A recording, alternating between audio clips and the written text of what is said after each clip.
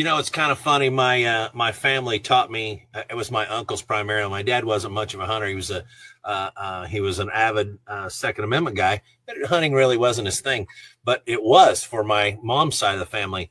And in fact, they grew up in all in Northwest Missouri and on a farm, and things were pretty tight for them. So usually deer hunting meant, or actually always deer hunting meant, this is going to help us eat.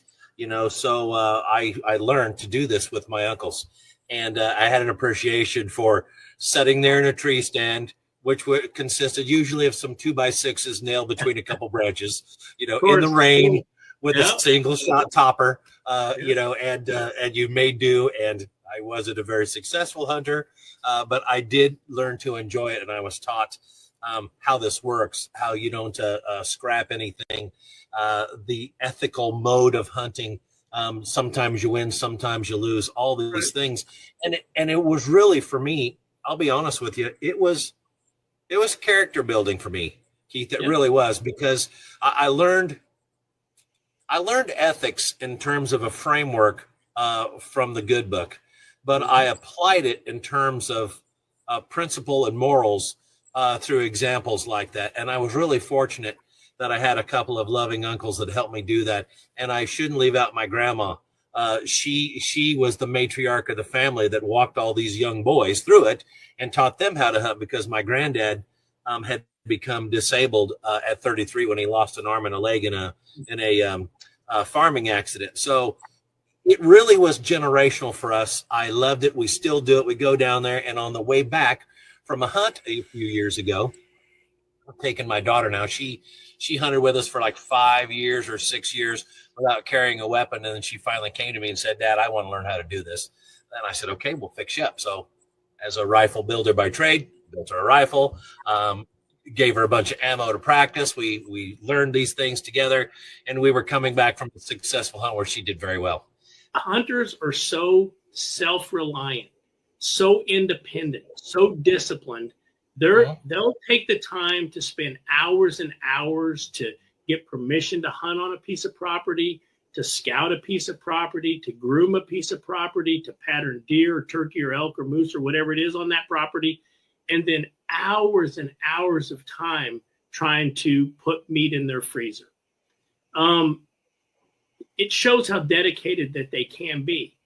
But historically, hunters don't want you involved in their business. And when I say you, I'll say that collectively, and also the government. Let's just be honest. A lot of these hunters, they don't want the government coming on their back porch and rearranging their furniture. That we'll sweep our own back porch, but we don't really want people to come over and jack with our back porch. And fortunately or unfortunately, that's the circumstance that we found ourselves in as we approached 2016, 2020, 2024 and beyond, is that, as good as hunters are, as good of humans as they are, as conservative as they are, as reliable as they are, as disciplined as they are, as up to date on current issues as they are, they just weren't voting those values. They weren't voting. And so take, for example, if a state has a historical voting percentage across all demographics at 40%, hunters would be at 31. They were always lagging below the state voting average. And, people for years had said, why? Well, first of all, a lot of people took for granted that hunters were voting because of their conservatism or basic conservatism. So they were wrong about that. Then when they recognized the fact that hunters weren't voting, they couldn't figure out why. And so when Hunter Nation had its onset, which we were founded formally in 2018, really started working in 2016, that's one of the riddles that we've tried to solve, is why are hunters so adverse to getting out and voting? And so we've spent a lot of time with that. And it's been kind of an eye-opening experience along the way. The other thing we do is policy.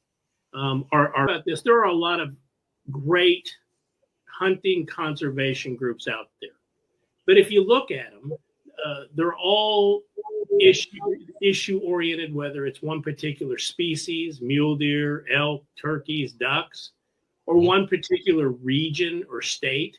um, there's not really one organization out there that's fighting for all of hunters and hunting, basically fighting for the American hunter and our way of life. And that's the niche that Hunter Nation wanted to resolve. We wanted to represent all hunters, all disciplines, all corners of this great USA. Because think about this, what you just talked about there, Michael. Think about the lessons that we learned through hunting. It's really all the most critical lessons in life. And you know, our mission statement is pretty simple. God, family, country, the Constitution, and the hunting lifestyle. And so when you think about it, everything you do, people said, well, why would you just lead with God? You're a hunting organization. If I have to explain that to you, you're probably not somebody that wants to be a member of our organization.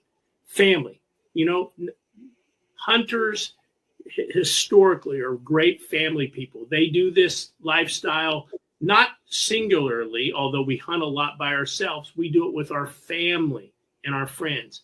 And, you know, obviously country. That's why we're able to do what we do, because of our great former and present military heroes and veterans. If we don't recognize that we have the freedom and the opportunity to hunt and to worship and things freely, you know, then you're missing the boat when you start talking about the importance of our country. The Constitution, which is the framework for everything that we do. And so we support it.